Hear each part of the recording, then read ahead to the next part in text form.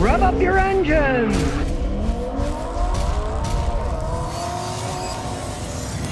Well, today I've got the long and the short of it. The old American station wagon and a Mini. But interestingly enough, the Mini's taller than the station wagon. It's not as mini as you might have thought. Now, this Mini Cooper S, he's the original owner. He's got 73,000 miles, and he's pretty happy with it. It is all-wheel drive. It's a Cooper S Countryman. It's also a standard transmission, a rarity for Americans. As you can see, it's actually a serious driver's car. The speedometer's over here because a real racer looks at the tachometer. You drive by the tach, it still has miles per hour here. But you're watching the tach, that's what a serious driver's car is made like. And I really like the black interior. And hey, it's a Mini, but it's got maxi space in the back. Don't think these things aren't roomy. No, he can't complain. He's actually very happy with it. This is turbocharged version. It puts out decent horsepower. He wanted a standard transmission, all-wheel drive vehicle he could ski in. It had a nice little hatch, and he paid about 30 grand for it. And for what he got, it's not a bad deal. And the owner's a smart man. He's like me. He changes his own oil. If you're the type of person who really takes care of your vehicles, and of course, he is a rarity because 96% of Americans drive automatics, and this is a standard. If you take care of your vehicles, these can be fun vehicles. Now, if you're the average American, you hardly ever change your oil, you don't take care of it, don't buy a Mini. It'll fall apart in front of your very eyes. But in a specialty case like this, got a lot of room, he goes skiing, he's been real happy. He had one recall he had to get fixed on the thing. Now, he thinks the clutch is going out, which we'll find out when we take it for a road test, but I mean, clutches wear out. And this is a all-wheel drive. It's always all-wheel drive. And let me warn you something. If you're gonna buy a standard transmission vehicle and you're gonna get an all-wheel drive one, don't try to do burnouts because it will eat your clutches up. You got 4 wheels you're driving. With only 2, it's not too bad. I mean, it's bad on a clutch, but with all 4, with all that traction, he said he had a problem getting stuck in the snow one time and he got it spinning too hard. He got out, but he thinks he probably burnt the clutch. We'll know when we're driving around. That's an expensive endeavor on this, yes, but there's nothing wrong with the car itself. That's a design. If you're going to drive like a burnout maniac, you don't want an all-wheel drive. You want just either front wheel or rear wheel drive, and most people prefer rear wheel drive if they're a drifter. And unlike Minis that many of my customers have, this baby doesn't burn any oil because he takes care of the engine. In Massachusetts the whole time, but they build these things pretty well against rust corrosion these days. The original Minis that were rust buckets, of course, there's a lot more plastic, but you can see all the undercarriage is in immaculate shape. It's not rot or rusted or anything. And like I said, look at the leg room in the back. There's a lot of room in one of these things. We call it a Mini, but it's nothing like the original Mini.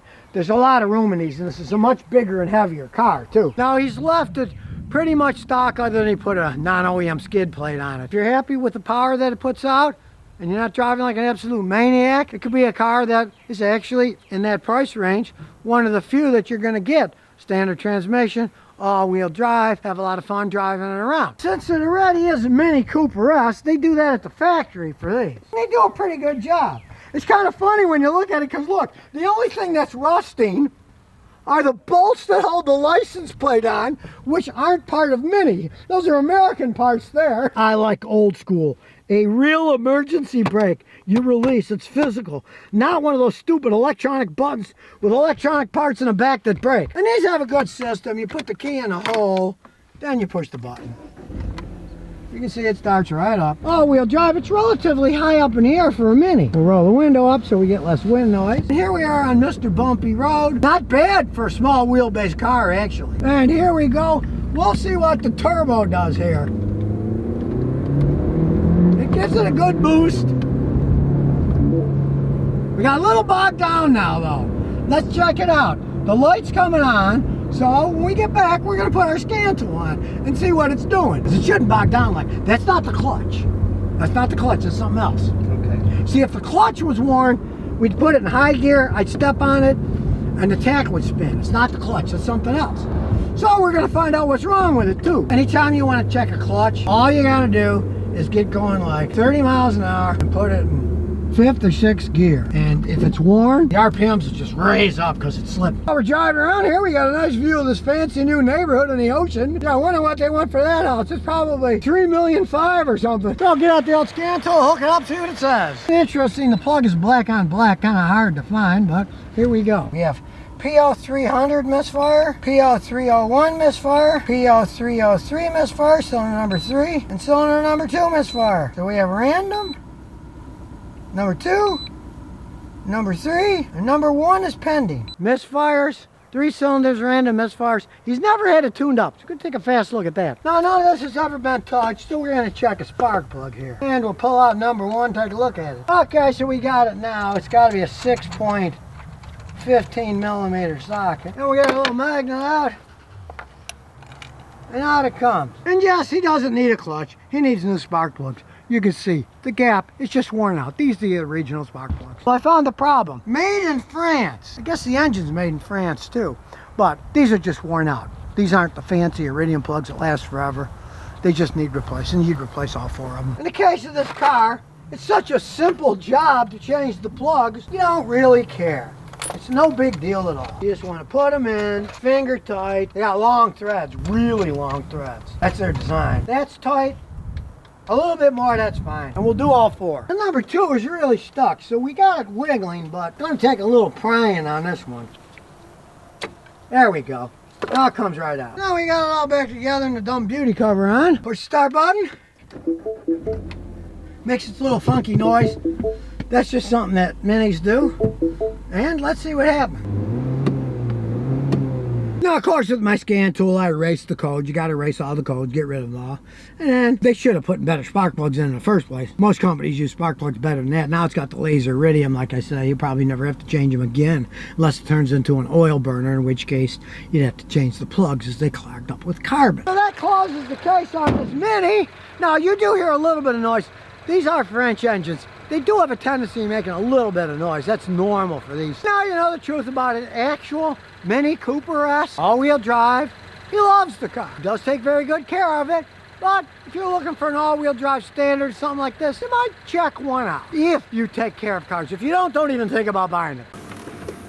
And here's some bonus questions and answers. Sorry says, I got a 2015 Kia Soul 2-liter engine. My mechanic says the catalytic converter's plugged. I don't want to replace it. I want to try and clean it. Is 505 CRF better than using lacquer thinner? Well, no, lacquer thinner is best, but here's the thing. I'll tell you the absolute truth about cleaning catalytic converters. If the thing is actually clogged up, let's say your mechanic got a pressure gauge and he took the oxygen sensor out and put a pressure gauge and he said your pressure is way too high, the catalytic converter's clogged, no cleaning is going to help that. If you ever want to see, go to auto parts store, tell them you want to look at a catalytic converter. They can bring one out. Then put it to your eye and look through the hole with a flashlight and you'll see all these tiny little honeycombs. Well, they're tiny little holes that the hot air goes through and then it burns the hydrocarbons. And if it's clogged, that's baked on hydrocarbons in these tiny holes. If it's really clogged and the pressure's up, cleaner is not going to fix your problem. So, I mean, odds are you'd have to get another one. Now, of course, it depends on where you live. Like in Clarksville, Tennessee, they don't do emissions testing. These guys just take the cats and throw them away and put a regular pipe on because nobody ever inspects the cars. Technically, it's illegal,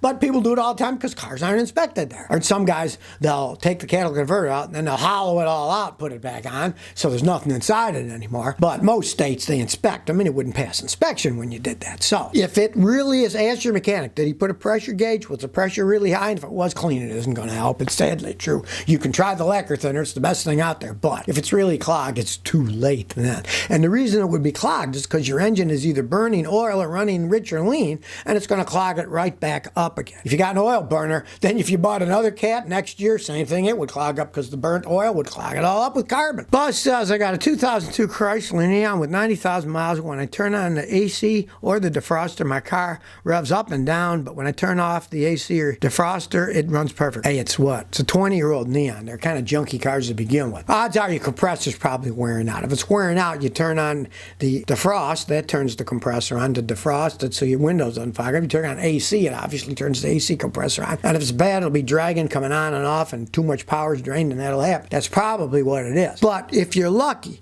it's the idle up valve and a fuel injection system. When you turn your AC on, the idle up valve is supposed to set the idle up to compensate for the drag of the compressor. And if that's broken, it can keep making it go up and down and up and down. Pray it's that. That's a much cheaper part. But from my experience, it's usually the compressor wearing out. It's dragging the engine so it starts going up and down. And then when you turn it off, it turns the power of the compressor off, and then it runs smoothly. It's either the idle up valve or the compressor. I'd bet on the compressor myself, knowing those things and how old it is. So if you never want to miss another one of my new car repair videos, remember to ring that bell.